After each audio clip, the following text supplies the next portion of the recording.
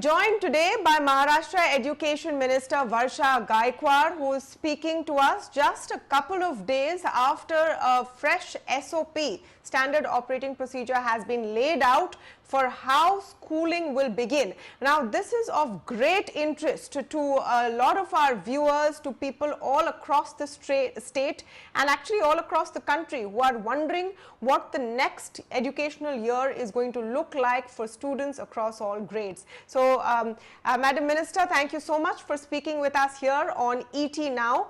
Let me begin by just getting a sense from you on what these guidelines actually say. It gives, the schools permission to start from July 1st. The first thing parents want to know is it safe to start school from July 1st?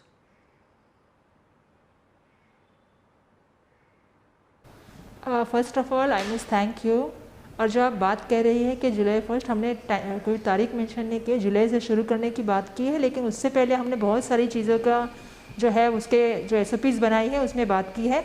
जैसे आपको पता है कि red zone में और containment zone की बात हो रही है, वहाँ पे हमने ऑनलाइन एजुकेशन की बात की है। उसमें ऑनलाइन एजुकेशन में हमने दीक्षा ऐप, साथ ही साथ में जो एंड्रॉयड फ़ोन है गूगल प्लेटफॉर्म का इस्तेमाल किया है।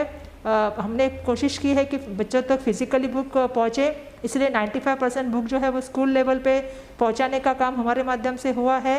आज मैं आपसे बताना चाहती हूँ कि 1st to 12th के बुक जो है वो PDF फॉर्म में बाल भारती की वेबसाइट में उपलब्ध है, और जो 9th, 10th और 12th के बच्चे हैं उनके बुक जो है वो बुक स्टॉल तक पहुँचाने का काम गवर्नमेंट के माध्यम से, बाल भारती के माध्यम से पूरी तरह से हो गया है। इसके साथ ही हमने जो है वो दीक्षा ऐप के मॉड्यूल्स तैयार किए हैं। ACRT ने एकेडमिक कैलेंडर और सिलेबस और कंटेंट तैयार किया है, इसमें कुछ NGO ने भी हमें मदद की है। साथ ही साथ हम टेलीविज़न का भी इस्तेमाल कर रहे हैं। हमने इंफॉर्मेशन ब्रॉडकास्ट मिनिस्ट्री से जो है वो टेलीविज़न की मांग की है, दूरदर्शन के चैनल की मांग की है। टाटा स्काई और जियो टीवी ने हमें वॉलंटरी सामने आके उनके एजुकेशन चैनल दिए हैं, जिसके माध्यम से हम बच्चों को पढ़ाने वाले हैं। तो हमारा फोकस ऑनलाइन, ऑफलाइन और फिजिकल के मामले में हमने पूरी तरह से जो SOPs बनाई हैं उसमें हमने, अगर प्रोग्राम आप देखेंगे तो पेरेंट्स के अंदर आत्मविश्वास पैदा करना और उसके लिए जो आगे लगने वाली है पूर्व तैयारी करना, जैसे सैनिटाइजेशन है, जैसे बाकी सब चीज़ें ज़रूरी है। और उसमें भी हमने जो अगर प्रोग्राम दिया है तो ऐसा दिया है कि जहाँ ग्रीन जोन है, जहाँ पे कोरोना पहुँचा नहीं है, वहाँ पे से हम शुरू करने वाले हैं। उसे करते वक्त भी हमने ये किया है कि 9th, 10th और 12th के क्लासेस पहले शुरू हो, क्योंकि ये बड़े बच्चे हैं। 10th और 12th का उनके नेक्स्ट ईयर एग्जामिनेशन जो उनके जीवन का बहुत बड़ा इंपॉर्टेंट ईयर है, तो उसके लिए उनको पहले शुरू करें। उसमें करते वक्त क्योंकि बड़े बच्चे हैं तो वो मास्क समझते हैं, मास्क वो सोशल फिजिकल डिस्टेंस समझते हैं। साथ में उनको पता है कि सोशलाइज नहीं होना चाहिए, क्योंकि अभी सब जानते हैं कि कोरोना जिस तरह से हम बच्चों को बता रहे हैं, जिसे बड़े जानते हैं, घर में भी बहुत सारी चर्चा है, और जिस तरह से एक अवेयरनेस कैंपेन है वो बड़े बच्चे समझ सकते हैं, तो वो फिजिकल डिस्टेंस रख सकते हैं, मास्क को हाथ नहीं लगा। कंसर्न ये है, नहीं इसमें कंसर्न ये है, आपकी बात जी वर्षा जी, अगर मैं पूछ इसमें जो कंसर्न है, और आपकी बात सही है कि SOPs के मुताबिक पहले हम शुरू कर रहे हैं ग्रीन जोन में, नॉन कंटेनमेंट जोन में, लेकिन पूरे महाराष्ट्र में नंबर बढ़ रहे हैं कोरोना वायरस के, और कई जो माँ बाप हैं, पेरेंट्स हैं, वो कंसर्न है। जैसे एक मुहिम चली है, no school till no vaccine, इसको लेकर आपकी क्या राय है? क्या ये लिटरली सेफ है, और तब तक क्या डिजिटल क्लासेस ही माध्यम बनेंगे?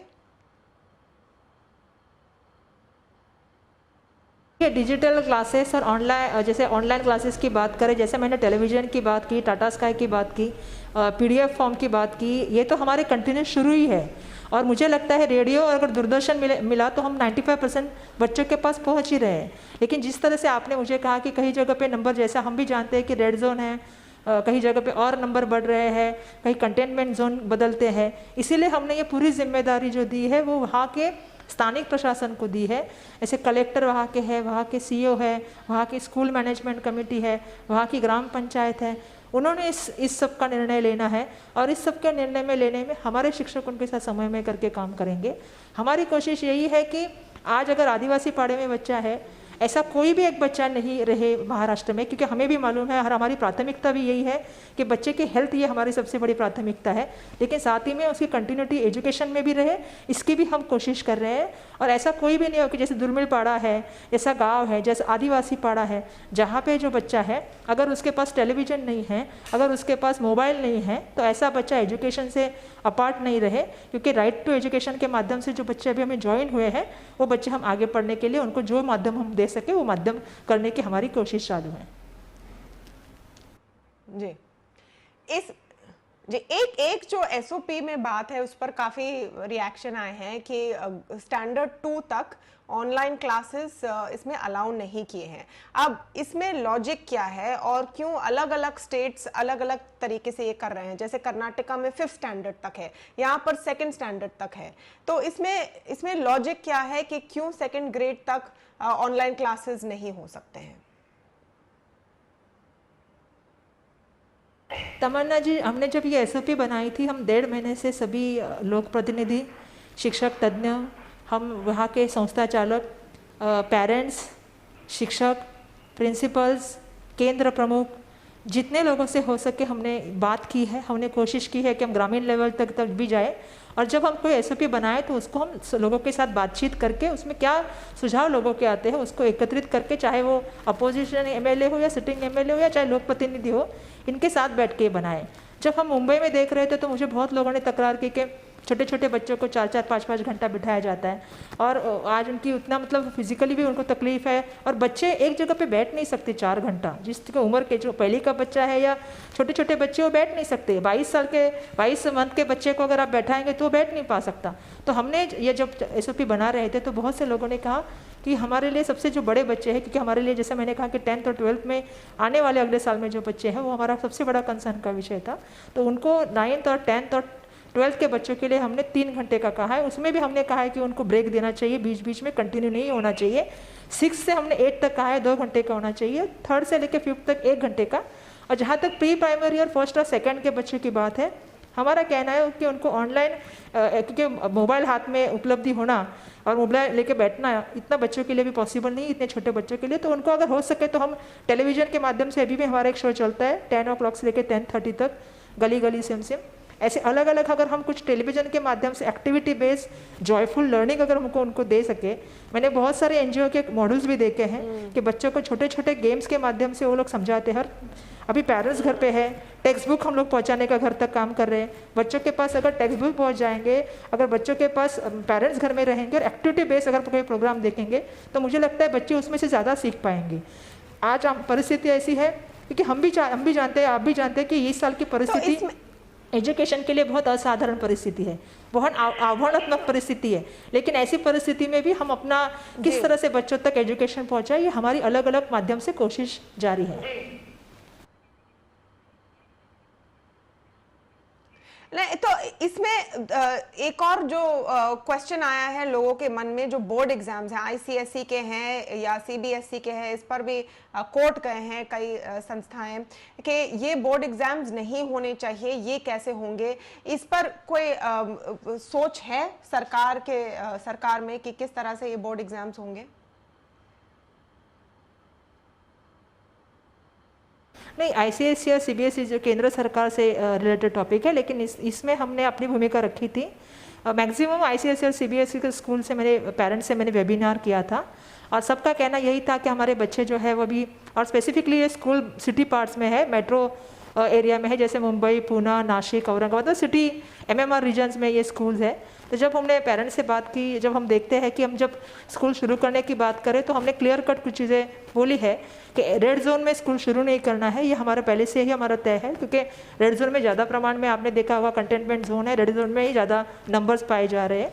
तो ऐसे सिचुएशन में हमने भी आईसीएसई और सीबीएसई को कहा था कि पेरेंट्स की मांग ये है कि उनका कहना है कि बच्चे हमारे एग्जामिनेशन के लिए कैसे आएंगे। तो मुझे लगता है बोर्ड ने अभी 2 प्रस्ताव दिए हैं।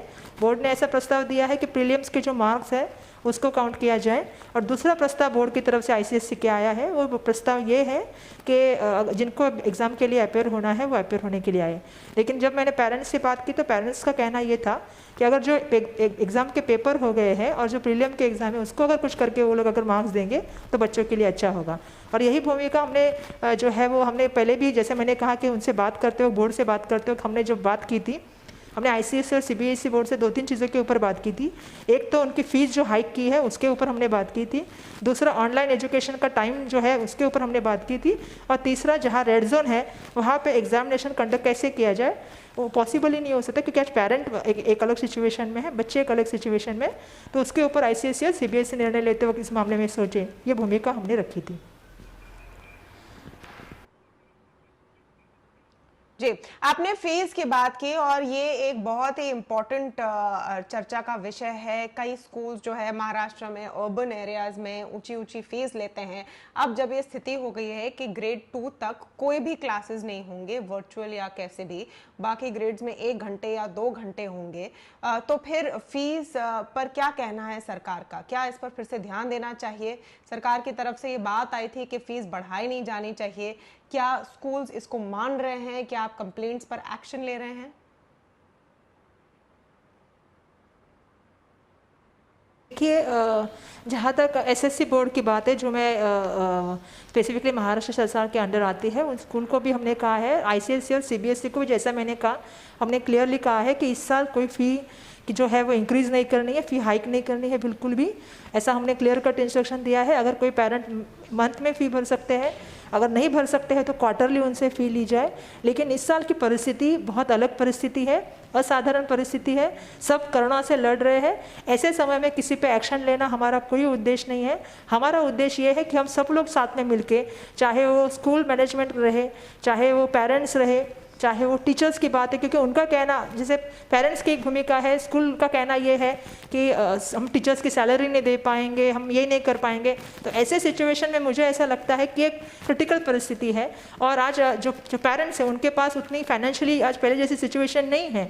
तो ऐसे सिचुएशन में एक दूसरे को हम लोग अगर संभाल के ले, तो मैंने वही आईसीएसई और सीबीएसई से भी कहा है कि मोस्ट जो कंप्लेंट्स हमें प्राप्त हो रही है, जो मुंबई से, पुणे से, वो आईसीएसई और सीबीएसई स्कूल की हो रही है। तो उनको मैंने यही कहा है कि आप इसमें ध्यान दीजिए। शासन की भूमिका ये है कि इस साल कोई फ़ी बढ़नी नहीं चाहिए, और अगर फ़ी किसी को देने में तकलीफ है तो उनको किस तरह से स्लॉट में फ़ी देने की सुविधा हो, ये देनी चाहिए। और जो आप तकरार कह रही है कि जिस साल, जैसा आप कह रही है कि कुछ चीज़ों का इस्तेमाल नहीं हो रहा है, कुछ चीज़ें नहीं हो रही है, तो फ़ी रेगुलेशन एक्ट के अंतर्गत अगर पीटीए कमेटी तय करती है कि इस साल हमें फ़ीस को कम करना है, तो वो अधिकार पीटीए कमेटी को है। अगर पीटीए के कमेटी के मेंबर उसके साथ आते हैं तो उसको बिल्कुल करने का अधिकार उनको है।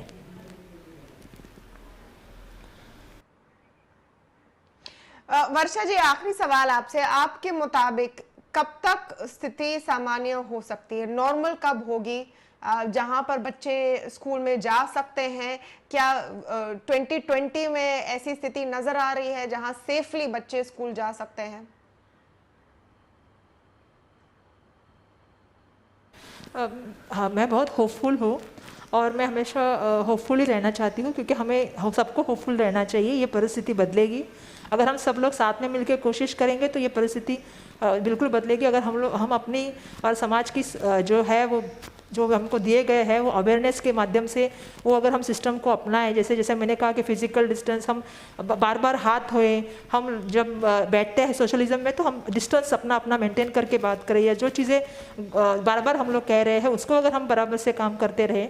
जैसा आप जानती है कि मैं धारावी की भी बात यहाँ पे करना चाहती हूँ कि धारावी में भी हमने एक बहुत सारा अच्छा काम करने की कोशिश की है, और आज जब आहिस्ता आहिस्ता हमारा डबलिंग रेट जो मुंबई से भी अच्छा हो रहा है, तो अगर हम कोशिश करते रहेंगे तो बिल्कुल हम कोरोना पे मात करेंगे। और हाँ, जैसा मैंने शुरुआत में कहा कि हमारी प्राथमिकता बच्चों की हेल्थ है, लेकिन साथ साथ में जो बच्चे राइट टू एजुकेशन के माध्यम से एजुकेशन में आए हैं वो कंटिन्यू एजुकेशन करते रहे। पढ़ाई तो है ही, साथ में वो अलग अलग किताबें पढ़े, ये जो वक्त है उनके पास, क्योंकि आज वो बाहर खेलने नहीं जा सकते, दोस्तों से मिल नहीं सकते, ऐसे समय में वो अपनी जो भी हॉबी है उसको कल्टिवेट करें। और ज़्यादा से ज़्यादा मेरा बच्चों से कहना है कि ऐसे माहौल में वो खुश रहे और हेल्दी रहे, यही मेरा सबसे कहना है। Jay, thank you so much. Varsha Gaikwad there, Education Minister of the state of Maharashtra, clarifying quite a few things. So at least this state is ready to move ahead with a mix of digital learning and opening up of schools in green zones. But there are different rules in different states, and perhaps it's time we need some kind of uniformity and clarity for the student and parent community as well.